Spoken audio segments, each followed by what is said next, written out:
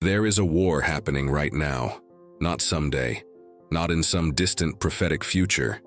Right now, as you draw breath into your lungs and your eyes move across this screen, an ancient, calculated, and merciless war is being waged. For your soul, for your mind, for your marriage, for your children, for the destiny of your bloodline. The battlefield is invisible, but the casualties are devastatingly real. You see them in the broken home sitting in the third pew on Sunday morning. You see them in the pastor who preaches with fire on the platform but weeps alone in secret because his own prayer life has collapsed into a whisper. You see them in the young believer who started the race with blazing conviction and now can barely remember the last time they fell to their knees and refused to rise until heaven answered. The enemy's single greatest strategic victory in the 21st century church is not the rise of heresy, though heresy is rampant. It is not the invasion of worldliness, though the world has walked through the front doors of our sanctuaries and sat down comfortably in our pews.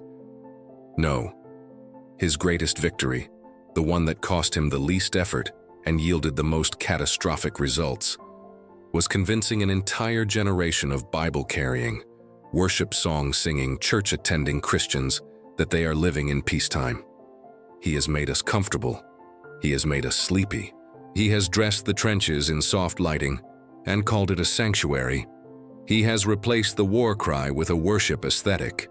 And while we have been busy curating our spiritual experience, he has been methodically dismantling everything that matters. Before we go any further, if what you are hearing is already beginning to shake something inside of you, do something simple but significant. Leave a like on this video right now. It costs you nothing, and it is how this message breaks through the algorithm and reaches the next soldier who desperately needs to hear it. Leave a comment below with your city and your country. We want to see how far this war cry travels, from Sao Paulo to Lagos, from London to Manila, from Mexico City to rural Mississippi. Let the map fill with warriors. And hear this carefully. If today you are waking up to the reality that you have been fighting one of history's most sophisticated spiritual wars completely unarmed, if you realize that your prayer closet has been more of a storage room than a command center, then you need more than a moment of conviction. You need a strategy.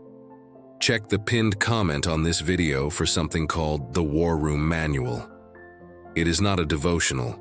It is not a feel-good guide to quiet times. It is a deep, tactical, biblically grounded study manual designed to take your prayer life from a polite conversation to a prevailing, heaven-shaking, hell-binding battlefield engagement. Getting your copy equips you for the real war that is raging over your life, and it supports this channel so we can keep sending out these dispatches from the front lines. Now, step aside, because there is a preacher who lived this message in every fiber of his being, who wept over a prayerless church at the turn of the 20th century, and whose words are, if anything, more urgently needed now than they were then. His name is E.M. Bounds. Listen carefully. I want to begin by saying something that the modern church finds deeply, profoundly uncomfortable. Christianity was never designed to be a cruise ship. It was never constructed to be a floating resort upon which the redeemed might lounge in cushioned comfort while the shores of eternity slowly come into view. Every metaphor the New Testament reaches for when it attempts to describe the life of the believer is a metaphor drenched in conflict, in sweat, in blood, in the kind of holy violence that strips a man of everything soft and everything self-reliant until he stands before God with nothing but desperate, agonizing, white-knuckled dependence. Paul does not say, put on the bathrobe of God. He does not say, recline in the hammock of faith. He says, with the measured deliberation of a general addressing troops on the eve of the most consequential battle in the history of the cosmos, he says, put on the whole armor of God, that ye may be able to stand against the wiles of the devil. Armor, wiles, devil. These are not the words of a man describing a pleasant journey. These are the words of a man who understood, with a clarity that shames our generation's casual Christianity, that the follower of Jesus Christ enters a world already at war, steps onto a field already soaked with the blood of a conflict that has been raging since before the foundations of the earth were laid, and is immediately, irrevocably, and without any neutral option whatsoever, conscripted into an army engaged in the most consequential spiritual conflict the universe has ever known. And yet, God forgive us, we have turned the battleship into a cruise ship. We have taken the weapons of our warfare and hung them decoratively on the walls of our sanctuaries, like ornamental swords in the lobby of a history museum. We handle them with reverence on Sunday mornings. We preach about them with theological precision. We write systematic theologies concerning their metaphysical properties. And then we set them down, walk back to our comfortable lives, open our laptops and our entertainment platforms, and wonder with mild, casual curiosity why our marriages are disintegrating, why our children are wandering from the faith, why the depression never lifts, why the anxiety never quiets, why the door that we have been praying about for years remains stubbornly, agonizingly shut. We wonder this. And simultaneously, we remain utterly unwilling to consider the devastating possibility that we are losing a war we are not fighting. We are not losing because the enemy is too strong. We are not losing because God is withholding his power.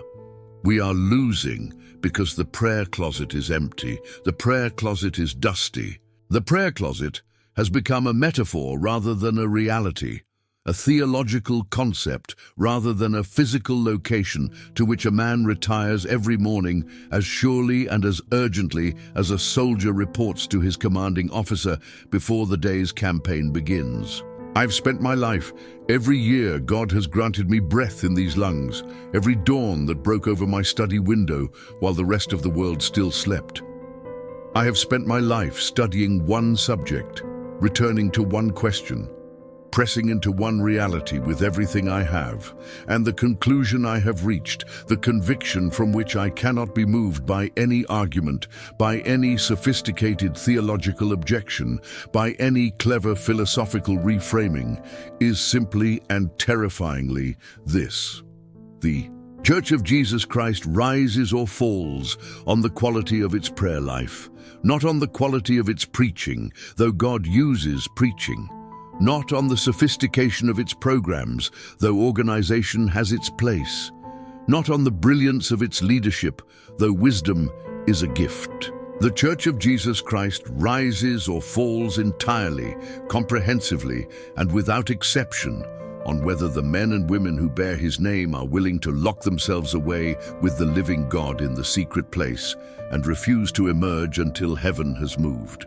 Everything else, and I mean everything, is secondary at best and a dangerous distraction at worst. The tragedy of our present moment, and I call it a tragedy because the word catastrophe barely seems adequate, is that we have constructed an entire ecclesiastical machinery designed to accomplish spiritual ends through purely natural means. And we have done it so efficiently, so professionally, so impressively, that we have successfully fooled ourselves into believing that the activity of our machinery constitutes the movement of God. We have counseling programs staffed by credentialed professionals. We have recovery groups built on 12-step psychological frameworks. We have marketing departments and social media strategies and communication teams. We have conference schedules and discipleship curricula and leadership pipelines. And none of these things are inherently evil. Hear me clearly on this point. But every single one of them becomes a monument to human pride and a grave for spiritual power the moment it is substituted for the one thing that actually reaches into the invisible realm and tears down the strongholds that hold men and women in bondage. We have forgotten, with a forgetfulness that is nothing less than catastrophic, that we are not fighting a battle that flesh and blood can win. We are fighting principalities. We are fighting powers. We are fighting the rulers of the darkness of this world. We are fighting spiritual wickedness in high places. And you cannot defeat a principality with a PowerPoint presentation. You cannot bind a power with a well-structured sermon series, however excellent the exegesis. You cannot dismantle a stronghold of spiritual darkness with a counseling session, however compassionate and skillfully conducted. Paul told the church at Corinth with devastating plainness, "The weapons of our warfare are not carnal, not of the flesh, not constructed from the materials of human intelligence or human strategy or human effort. Our weapons are mighty through God, to the pulling down of strongholds, mighty through God. There is the hinge upon which everything swings. The weapons are mighty through God, which means they are only mighty when God is actively, powerfully, personally engaged in wielding them. And the means by which we engage God in the wielding of his weapons is prayer. Desperate, sustained, agonizing, believing prayer. Now let me speak plainly about what we are actually fighting, because I am convinced that one of the primary reasons the church prays so little is that we have domesticated our theology of the enemy to the point where he no longer seems genuinely threatening. We speak of Satan as though he were a minor irritant, a spiritual nuisance, a theological concept that explains human suffering without demanding any practical response from us. We relegate him to the margins of our systematic theologies, address him cursorily in chapters that always feel slightly embarrassed by their own subject matter, and proceed to live and minister as though the primary obstacles we face are sociological, psychological, and economic rather than supernatural. And in doing this, we have made ourselves catastrophically vulnerable to a being who deserves to be taken with the utmost, most grave, most unrelenting seriousness. Satan is not an abstraction. He is not a symbol for the dark side of human nature. He is a personal, intelligent, ancient, and terrifyingly sophisticated being who was present at the dawn of creation, who has been studying the human race since the morning when he approached the first woman in that garden, with a question designed to plant the seed of doubt in the most perfect and innocent mind that had ever existed outside of divinity itself. He has had thousands of years to perfect his understanding of human psychology, human weakness, human ambition, human fear, and human pride. He knows exactly which temptation to deploy against which temperament at which moment of vulnerability. He knows that the ambitious man's besetting sin is pride, and he will stroke that pride with the gentleness of a master surgeon and the patience of a being who has no biological clock pressing him toward urgency. He knows that the fearful man's besetting sin is doubt, and he will whisper to that doubt in the deepest hours of the night when the silence is loudest and the reassurances of daylight feel most impossibly distant. He studies us. He maps us. He maintains what I can only describe as a tactical dossier on every believer, cataloging our patterns of weakness, our seasons of spiritual laxity, our relational fault lines, the particular configurations of circumstance under which we are most likely to make decisions that will hollow out our testimony and fracture our intimacy with God. And he is not operating alone. He commands an army, a vast, organized, hierarchically structured army of spiritual beings who have aligned themselves with his rebellion against the throne of God and who are deployed across the territories and nations and cities and families of this world with specific assignments and strategic purposes. When Paul speaks of principalities and powers in the letter to the Ephesians, he is not engaging in colorful spiritual poetry. He's describing an actual organizational structure, an actual chain of command within the kingdom of darkness. There are high-ranking spiritual entities assigned to nations. There are lesser powers assigned to cities, to regions, to institutions, to bloodlines. This is not fringe, charismatic speculation. It is the plain, sober teaching of the New Testament, confirmed and illuminated by one of the most extraordinary and neglected windows into the invisible war that the whole of Scripture provides us, the 10th chapter of the book of Daniel. I want you to sit with this passage for a moment because it changed my understanding of prayer more profoundly than almost any other text in the entire canon of Scripture. Daniel, that aged prophet, that man of whom heaven itself said there was none greater among mortals, had been fasting and praying and weeping before God for 21 days. 21 days. Not 21 minutes of earnest supplication before checking his sundial and moving on to the next item on the agenda of life. 21 days of mourning, of abstaining from pleasant food and anointing oil, of prostrating himself before the Almighty in an act of desperate, consuming, total prayer that consumed his physical strength and left him lying face down on the bank of the Tigris River with no strength remaining in his body. And at the end of those 21 days, an angel came to him, a being so glorious that the men standing near Daniel fled in terror, even though they could not see the messenger, sensing only the ambient supernatural power emanating from his presence. And this angel said something to Daniel that I believe every Christian in every generation desperately needs to hear and sit with in silence until its full weight has been absorbed into their bones. The angel said, "Fear not, Daniel. For from the first day that thou didst set thine heart to understand, and to chasten thyself before thy God, thy words were heard, and I am come for thy words." From the first day.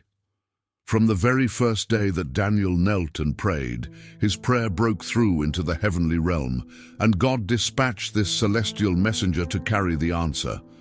The prayer was heard immediately. The answer was dispatched immediately.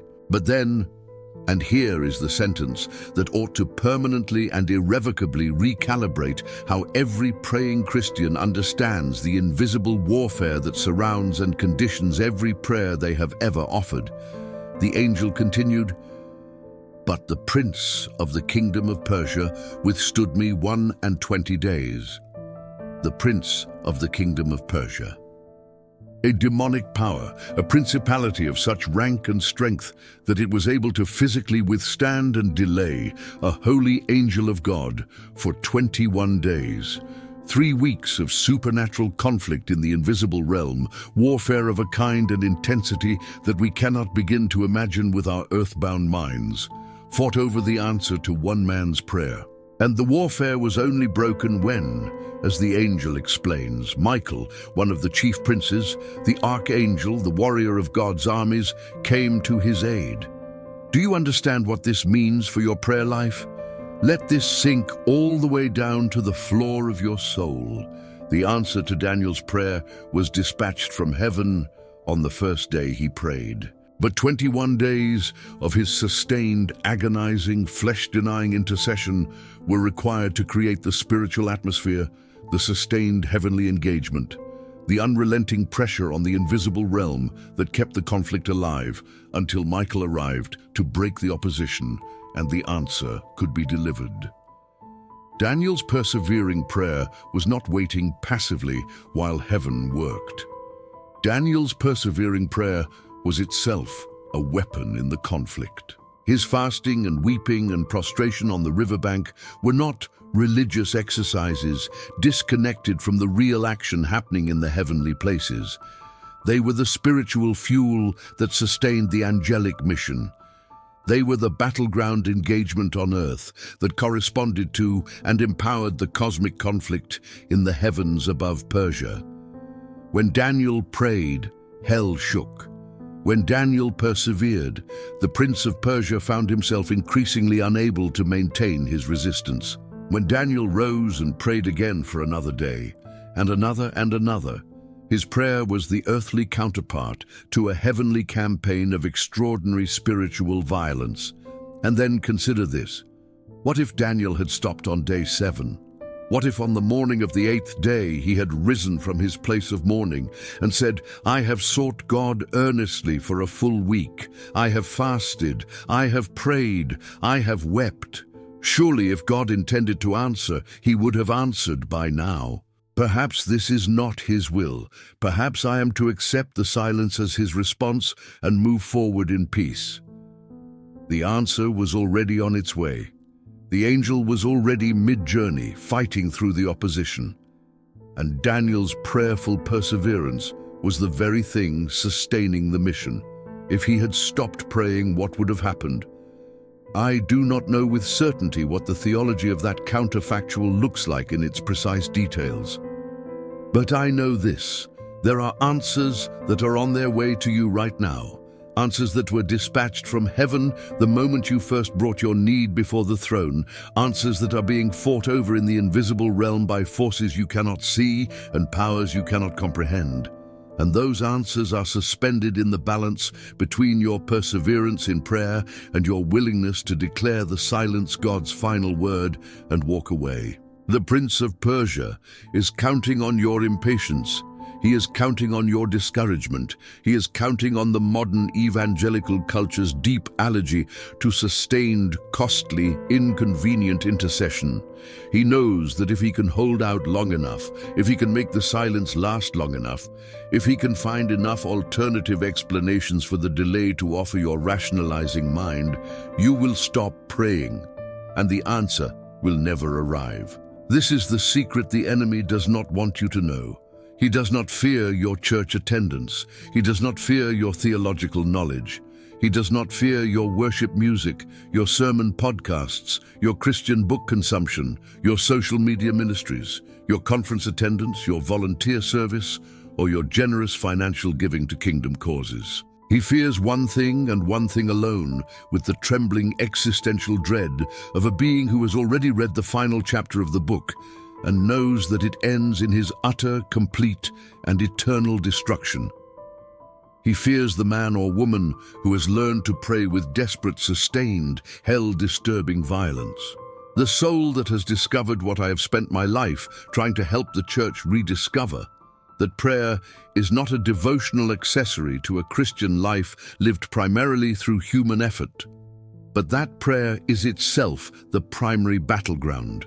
The place where the real war is won or lost, the arena in which angels are commissioned and demonic opposition is broken, and the kingdoms of this world are relentlessly, irresistibly, inexorably pushed back before the advancing kingdom of God. That soul is the most dangerous being in the universe to the kingdom of darkness. Prayer is not preparation for battle. Prayer is not the pre-game warm-up, the opening act before the real performance of Christian ministry begins. Prayer is not the thing you do to get yourself emotionally and spiritually ready to do the real work. Prayer is the battle. The prayer closet is the front line. The prayer closet is where the principalities are bound, and the powers are broken, and the strongholds are pulled down, and the angels are dispatched, and the families are saved, and the nations are moved. Everything that happens in the visible world, every sermon that breaks through, every sinner who falls weeping to his knees, every prodigal who returns, every healing that manifests, every door that opens, every chain that falls, everything visible is simply the aftershock of what first happened in the invisible realm, when somebody, somewhere, on their knees in a room the world will never notice, prevailed in prayer before the throne of Almighty God. Paul understood this with a totality that I fear the church has lost. When he wrote to the church at Ephesus and laid out that magnificent, comprehensive, systematic description of the armor of God in the 6th chapter, he was not writing as a theologian composing a systematic treatment of spiritual weaponry for the library of Christian knowledge. He was writing as a general, a man who had been stoned and left for dead, beaten with rods, shipwrecked, imprisoned, and who had seen with his own scarred hands and broken body the absolute reality of the invisible war that the church was engaged in. He had watched his own prayers break open prison doors, literally, physically, the doors of the Philippian jail swinging open while the foundations shook. He had watched his intercession restore the dead and expel demons and heal the sick. He knew, with the intimate, battle-tested knowledge of a veteran warrior, that the armor of God was not ornamental, not metaphorical in a safely abstracted sense, but functionally necessary for survival in a conflict that was as real as any physical warfare that Rome had ever prosecuted. And notice what Paul does after he describes every piece of that armor. the belt of truth, the breastplate of righteousness, the shoes of the gospel of peace, the shield of faith, the helmet of salvation, the sword of the Spirit. After every other piece of armor has been named and explained, he does not conclude with a rousing battle cry and a general exhortation to go forth and conquer. He turns immediately, with the intensity of a man who has identified the single most critical factor in the entire enterprise, to prayer. Praying always with all prayer and supplication in the Spirit, and watching thereunto with all perseverance and supplication for all saints. Praying always, with all prayer, with all supplication, in the Spirit. Watching, with all perseverance. This is not a gentle pastoral addendum. This is the capstone of the entire argument about spiritual warfare. This is Paul saying, the armor is essential, but the armor is activated by prayer. The sword is extraordinary, but it is wielded in prayer. The shield is mighty, but it is raised in prayer. You can dress a soldier in the finest armor ever forged and equip him with the most powerful weapon ever crafted. And if that soldier refuses to engage in the fight, the armor is useless. Prayer is the engagement. Prayer is the act of actually entering the conflict rather than merely being prepared for it. And yet, here is where I must speak with a pastoral anguish that I cannot contain and would not want to even if I could. The prayer of which Paul speaks, the prayer that breaks through, the prayer that activates the armor and wields the sword and shifts the angels and binds the principalities, is not the kind of prayer that characterizes the devotional lives of most 21st century believers. I say this not with contempt. I say this with the weeping heart of a man who loves the Church of Jesus Christ with everything in him and who grieves over her present condition with the particular grief of a father who watches his children walking toward a cliff in blissful, oblivious happiness. The prayer that most of us practice, and I include myself in the honest examination of this question, for I have known seasons of prayerlessness that shame me in the recollection, is what I would call bless me prayer. It is the prayer of a consumer rather than a warrior. It is the prayer of a man who approaches the throne of grace with a list, delivers the list with reasonable reverence and appropriate theological framing, and then rises from his knees, feeling that the spiritual obligation of the day has been discharged, and the lines of communication with heaven have been maintained in workable condition. This kind of prayer is not nothing. God is gracious, and he hears even the weakest cry of his children. But this kind of prayer is not the prayer of Daniel on the banks of the Tigris.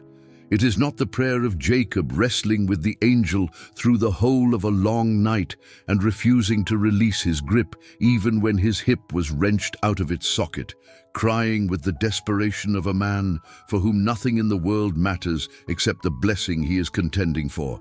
I will not let thee go, except thou bless me.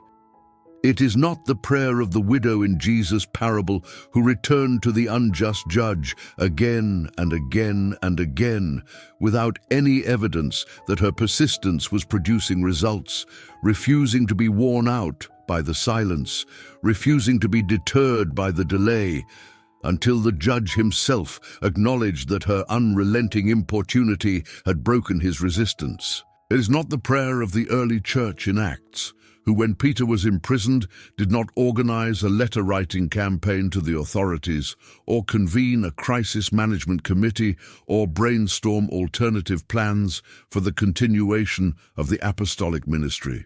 They prayed without ceasing, a phrase that in its original Greek carries the sense of a prayer that is stretched out, sustained, urgent, extending through the hours without relaxing its grip on the promise, until an angel broke Peter out of prison, and the chains fell from his wrists, and the iron gate opened of its own accord.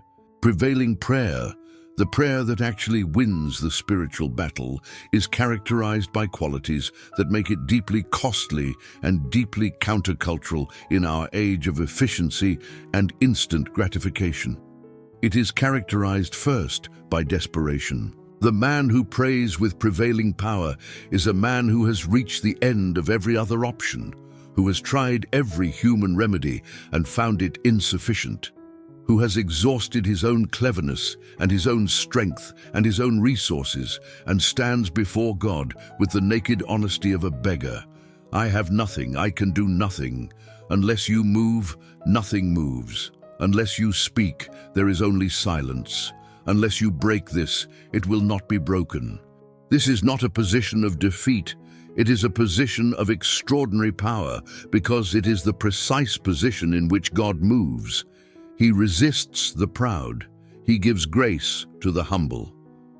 The man who comes to prayer with his own strategic plans and his own contingency preparations, treating God as one resource among several, will find that heaven responds with the measured, polite, distant engagement that his measured, polite, distant attitude toward dependence deserves. But the man who comes to prayer with the desperation of a drowning man, who prays not because it is scheduled in his devotional calendar, but because his soul is genuinely, acutely, unbearably aware that without God's direct intervention, the situation is hopeless, that man has positioned himself to become the instrument through which heaven's power is released into the earth. Prevailing prayer is also characterized by persistence that is rooted in faith rather than in mere psychological tenacity. There is a form of repeated prayer that is nothing more than anxious repetition, a spinning of verbal wheels that proceeds not from faith, but from the compulsive need to do something in the face of helplessness. That is not what I am describing. The persistence of prevailing prayer is the persistence of a man who has grounded his repeated returning to God on an unshakable conviction that God has promised, that God is faithful, that the answer is certain, and that the only question is the timing of its appearance. Daniel did not fast for 21 days because he was unsure whether God had heard him or unsure whether God was good. He fasted for 21 days because he was absolutely certain that God was going to answer, and because he understood, whether through direct revelation or through an intuition born of a lifetime of intimate walk with God, that his sustained intercession was playing a necessary role in the spiritual dynamics of the answer's arrival. His persistence was an act of faith, not an act of anxiety. Every day he returned to his place of mourning was a fresh declaration of his confidence in God's faithfulness and his refusal to allow the silence of the visible realm to speak more loudly to him than the promises of the invisible God. This is the anatomy of the warrior in prayer. He is desperate but not despairing. He is persistent but not compulsive. He is specific but not presumptuous. He believes with a faith that has iron in it, that has been forged in the heat of previous answered prayer and the cold of previous seasons of silence endured without apostasy. He does not come to the prayer closet to feel better about himself, or to discharge a religious duty, or to accumulate spiritual credits in some heavenly account. He comes because the war is real, because the stakes are eternal, because there are souls hanging in the balance, because there are principalities that must be confronted, because there are strongholds over his city and his family and his own heart that will not yield to anything less than the sustained, authoritative, spirit-empowered intercession of a man or woman who has learned what it means to stand in the gap. Let me speak about the stronghold, because this concept sits at the very heart of what Paul means when he says that our weapons are mighty through God to the pulling down of strongholds. A stronghold, in Paul's use of the term, is a fortified position, a place where the enemy has established such deeply entrenched influence that the normal operations of grace and truth seem unable to penetrate it. Strongholds exist in the minds of individuals, where patterns of thinking so habitual and so deeply embedded in the neural architecture of a person's consciousness that they experience those patterns as simply the way reality is, rather than as the constructions of an enemy who has been patiently, methodically building his fortress in the landscape of that person's thought life for years or decades. The man who cannot believe he is genuinely loved, not just intellectually, but in the deep, experiential reality of his daily consciousness, is living in a stronghold. The woman whose mind is so saturated with shame that every experience of grace is immediately reinterpreted through the lens of unworthiness before it can take root is living in a stronghold. The pastor who knows with theological precision every promise of God about the sufficiency of grace, and yet finds that his daily experience is one of relentless striving and performance anxiety, is living in a stronghold. These are not merely psychological conditions. They are fortified positions of the enemy, built and maintained by spiritual forces whose assignment is to keep those minds captive to patterns of thought that contradict the reality of the gospel and prevent the freedom that Christ purchased on the cross from being walked in and enjoyed and transmitted to others.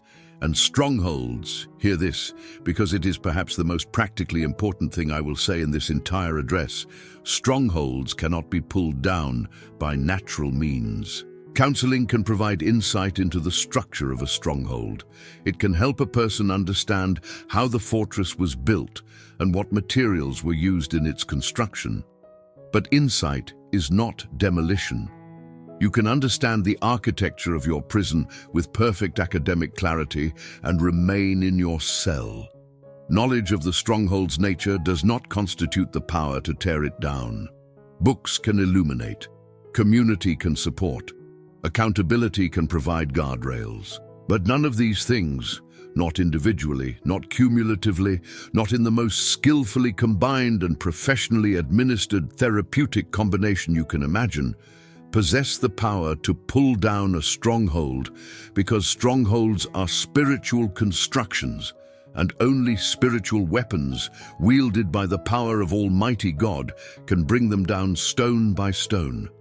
This is not anti-intellectualism. This is not a dismissal of the legitimate gifts of wisdom and knowledge and skilled pastoral care. This is simply the theological reality that Paul is asserting with unambiguous directness in the 10th chapter of 2 Corinthians.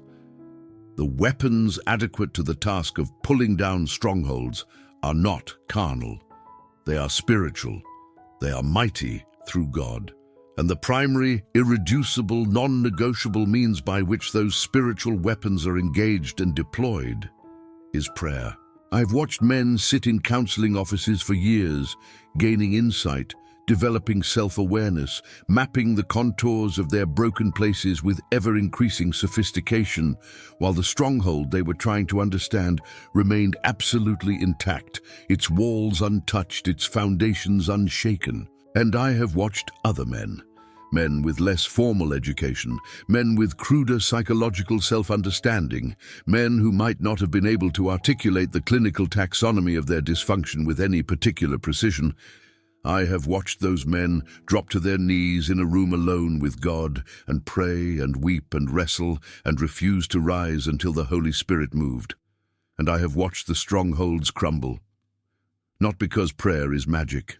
Not because there is some mechanical causality in the act of physical prostration that automatically triggers heavenly demolition, but because prayer, genuine, desperate, believing, sustained prayer, is the means by which a human soul engages the power of the Almighty, the means by which the weapons that are mighty through God are actually put into operation, the means by which the one force in the universe capable of pulling down every stronghold that has ever been built by the kingdom of darkness is invited and welcomed and pleaded with and believed upon to come and do what only He can do. Now I must speak about something that I consider one of the most dangerous spiritual diseases afflicting the church of our time: because it masquerades so convincingly as godliness and wisdom that many believers have embraced it as a mature and balanced spiritual outlook. I'm speaking about the habit of treating unanswered prayer as evidence that the request was not God's will, and using that interpretation to justify the cessation of intercession. I understand the theology behind this. I understand that God is sovereign and that His will is not always what we ask for, and that a mature Christian learns to hold his petitions with an open hand rather than a clenched fist. All of this is true, but there is a version of this theology that has been weaponized by the enemy to produce prayerless Christians who have dressed their prayerlessness in the clothing of theological sophistication. I brought my request to God and waited for His answer. The silence was His answer. I have accepted that this is not His will and moved on. This sounds humble, it sounds theologically nuanced, it sounds like the mature response of a person who has learned not to be defined by answered prayer. And sometimes, it is exactly right. But more often than I care to contemplate, it is the spiritual equivalent of a soldier who heard gunfire in the distance, fired one round in the general direction of the enemy, heard no immediate response, concluded that the battle was over, or that engaging was not strategically wise at this juncture, and went home, while the enemy advanced. Daniel could have interpreted 20 days of silence as God's indication that the answer was not forthcoming. He would have been completely wrong, but his interpretation would have felt theologically defensible and even spiritually mature. The early church could have interpreted the continued imprisonment of Peter after a single night of prayer as God's will for the apostles' current season of ministry. They would have been completely wrong. The widow in Jesus' parable could have interpreted the judge's continued refusal as a settled determination that her petition would not be granted. Jesus told the parable explicitly to teach, in His own words, that men ought always to pray and not to faint. Not to faint. The Greek word translated faint carries the sense of becoming a coward, of losing heart, of the specific variety of spiritual surrender that presents itself as acceptance, but is actually the abandonment of intercessory responsibility. Jesus told His disciples that the widow's persistent importunity, not her graceful acceptance of the judge's initial silence, was the model for prayer. And He said this in the context of a teaching about the coming of the Son of Man, and the question of whether He would find faith on the earth when He returned. The implication is devastating. The faith He is looking for is not the faith that accepts silence as a final answer. The faith He is looking for is the faith that keeps knocking, keeps asking, keeps seeking, keeps returning to the door with undiminished conviction that the door will open because the one on the other side has promised that it will. I am not teaching that every prayer will be answered in exactly the form in which it was offered. I am not teaching that God is obligated to grant every petition on the timeline the petitioner has determined. I am teaching that there is a category of spiritual defeat, perhaps the most common and most costly category, that comes not from God withholding His answer, but from the petitioner abandoning their post before the answer arrived. I'm teaching that the Daniel 10 principle is not an isolated narrative curiosity, but a window into a consistent spiritual reality, that the prayers of God's people are engaged in an actual, dynamic, ongoing conflict with real spiritual opposition, and that the outcome of that conflict is affected, I dare to say it, knowing every objection that will immediately arise from the defenders of an oversimplified divine sovereignty. It is affected by whether God's people maintain their position of prevailing intercession or whether they surrender it. The God who could have dispatched Michael to assist the angel on day one chose not to do so. He chose to allow the intercession of His servant to be the instrument through which the breakthrough came. This is not a deficiency in God's power. This is a window into God's intentional design for the relationship between the prayers of His people and the movements of His purposes in the world. God has chosen, in the sovereign freedom of a king who needs nothing and no one, and who owes no explanation to any creature He has made. He has chosen to order the governance of the world in such a way that certain things happen only when certain people pray. Certain doors open only when certain people knock long enough and hard enough and persistently enough that the spiritual resistance opposing those doors is overcome by the sustained, spirit-empowered weight of prevailing intercession. The responsibility that this places on the shoulders of every person who bears the name of Christ is staggering. It is also the most glorious and sobering invitation ever extended to a creature made of dust. You have been given access to the throne room of the Most High God. You have been given the ear of the King of the universe. You have been given the right, purchased at infinite cost by the shed blood of the Son of God Himself, to enter boldly into the presence of the One, before whom the highest angels cover their faces with their wings, and to bring your requests, and to persist in those requests, and to hold on through the silence and through the delay, and through the opposition of every principality and power that has set itself against the purposes of God in your life and in the lives of those for whom you intercede. And what have we done with this inconceivable privilege? We have turned it into a 5-minute morning ritual squeezed between the alarm and the shower, a perfunctory acknowledgement of God's existence before the real business of the day begins. We have taken the single most powerful force available to any human being on the face of this earth, a force before which principalities quake and against which no spiritual opposition can ultimately prevail. And we have let it atrophy from disuse while we have poured ourselves into every other available form of spiritual and human effort and wondered at our powerlessness. I want to speak now about what it actually looks like to become a person of prevailing prayer, because I am concerned that everything I have said so far could be heard as an accusation without a remedy, a diagnosis without a prescription. The transformation of a prayerless Christian into a prevailing intercessor does not happen in a moment. It does not happen through a conference or a book, or even through a sermon, however fiery. It happens through a decision that must be made again every single day, in the face of busyness and tiredness and distraction and the accumulated inertia of the life that has been built around minimal prayer. A decision to close the door and get on the knees and stay there until something happens. I have found that the greatest single enemy of prevailing prayer is not ungodliness, but busyness. The prayerless Christian is almost never a person who has decided that prayer is not valuable. He is almost always a person who agrees entirely that prayer is essential, who feels genuine conviction about his insufficient prayer life, who fully intends to do something about it, but who has allowed every other demand of his day to queue ahead of prayer in the order of daily urgency until prayer has been perpetually deferred and never actually arrived at. The enemy does not need to make you hate prayer to neutralize you as a prayer warrior. He only needs to make you busy. He only needs to ensure that every day is slightly too full, every morning slightly too rushed, every evening slightly too exhausted, for the extended, costly, unhurried time in the secret place that prevailing prayer actually requires.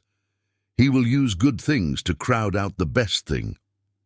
He will fill your life with legitimate responsibilities, worthy relationships, necessary tasks, and he will do it so skillfully that you will never feel you are making a wrong choice. Only that circumstances have conspired against your best intentions once again. The remedy is violence. I use the word deliberately, drawing it from the words of Jesus himself, who said that the kingdom of heaven suffers violence, and the violent take it by force. The prayer life that prevails is not the one that fits conveniently into the margins of an otherwise undisturbed schedule. It is the one that is fought for every single day, that carves its time out of the resistant, demanding, insatiably hungry schedule by sheer spiritual determination, that refuses every competing claim until the time with God has been taken. This means getting up earlier. This means staying up later.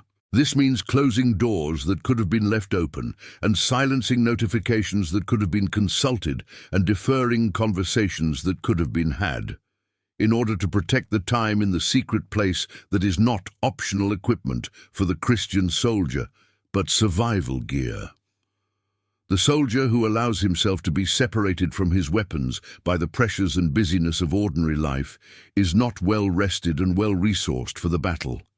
He is defenseless. He has simply traded his weapons for the appearance of normalcy and competence, and the principalities of darkness are watching the exchange with quiet satisfaction.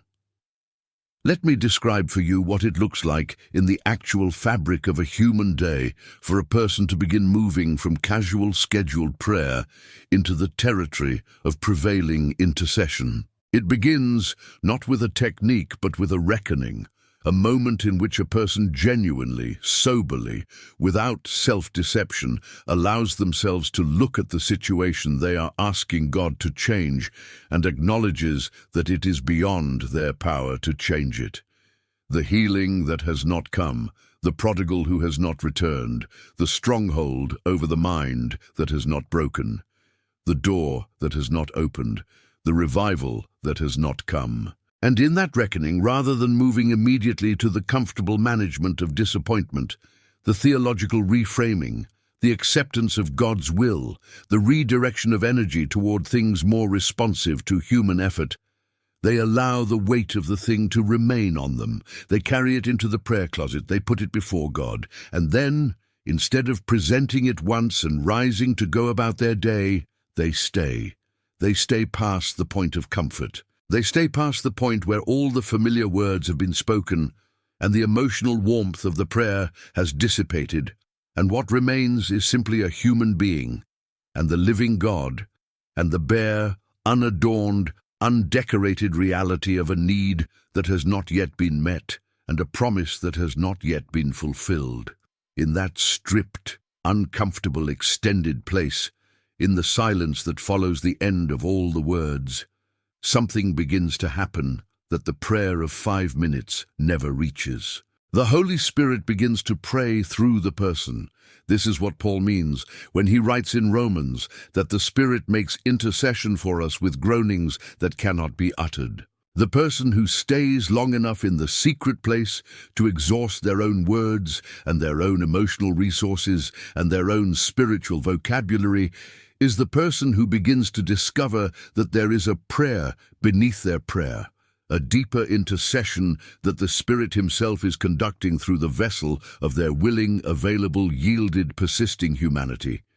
This is the prayer that the principalities cannot ultimately withstand.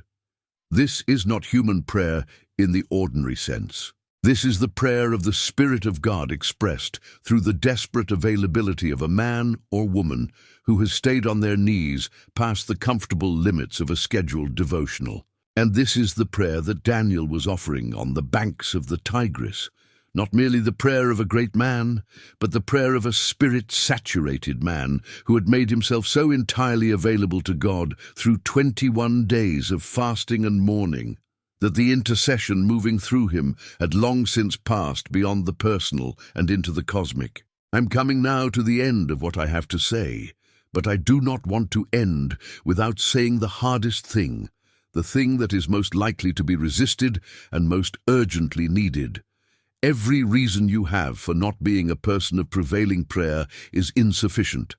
I say this not to be harsh. I say it because I know the reasons, because I have heard them all, because I have offered many of them myself in the darker seasons of my own walk with God, and because the evidence of eternity will reveal them all to have been, without exception, insufficient. You are too busy. So was Daniel, managing the affairs of an empire under a foreign king while maintaining the integrity of his faith in an alien culture. You are too tired. So was Elijah, fleeing for his life through the desert in the aftermath of one of the most supernaturally exhausting episodes recorded in the entire history of the prophets. You do not know how to pray.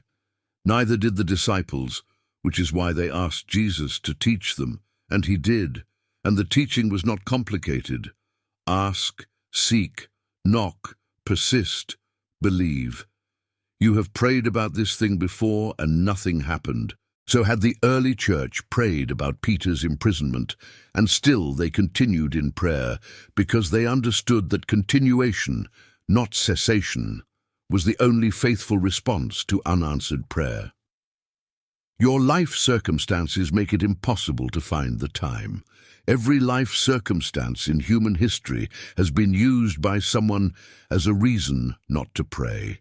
And every life circumstance in human history has been overcome by someone who decided that they would pray anyway, that they would find the time, that they would carve it out of whatever was present with whatever tools were available, because the alternative, fighting the most consequential battle in the universe without the only weapons that actually work, was simply not a possibility they were willing to accept.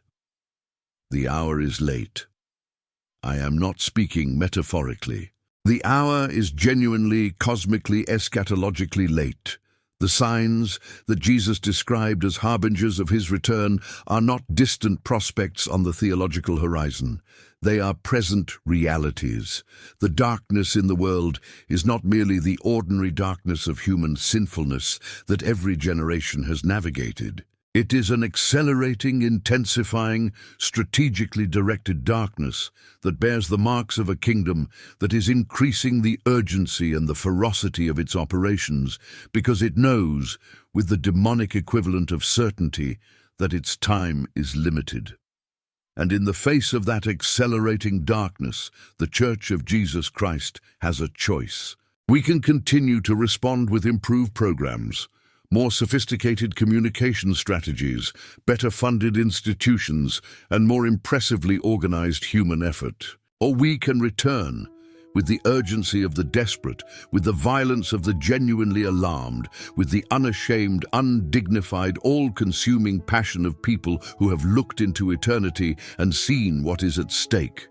We can return to the secret place, to the prayer closet, to our knees, to the only posture and the only activity that has ever actually changed anything that matters. Drop to your knees, not after you finish this video, not at the end of the day when everything else is done. Now, after this is over, before the next thing begins, before the momentum of ordinary life has reclaimed your attention and diluted this conviction into a gentle residue of spiritual feeling that will evaporate entirely by midweek, go into your room, shut your door, and get on your knees before the God who dispatched an angel on the first day Daniel prayed. Tell him everything, hold nothing back. Bring your prodigal, your marriage, your addiction, your stronghold, your city, your nation, your generation. Bring the thing you have almost given up on because the delay has been so long. Bring it with Daniel's desperation and Jacob's determination and the early church's unanimity and the widow's importunity.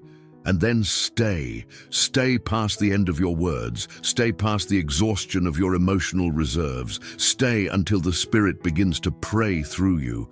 Stay until the silence is no longer empty, but full of the presence of the God who has been waiting for you to want him enough to simply stay. The war is real, the weapons are ready, the throne is accessible, the power is available. The only thing missing in this generation, as in every generation, is people willing to pay the price of prevailing prayer. Will you be one of them? The answer you give, not with your lips but with your life, not in this moment of conviction, but in the dawn of tomorrow morning and the morning after that and the morning after that, will determine not only the trajectory of your own soul, but the measure of God's power that flows through you into the lives of everyone within your reach. Go to war. Go now. Go on your knees. And do not stop until the victory is manifested, because it will be. The promises of God are not fragile, they are certain. The earnest, heartfelt, continued prayer of a righteous man makes tremendous power available.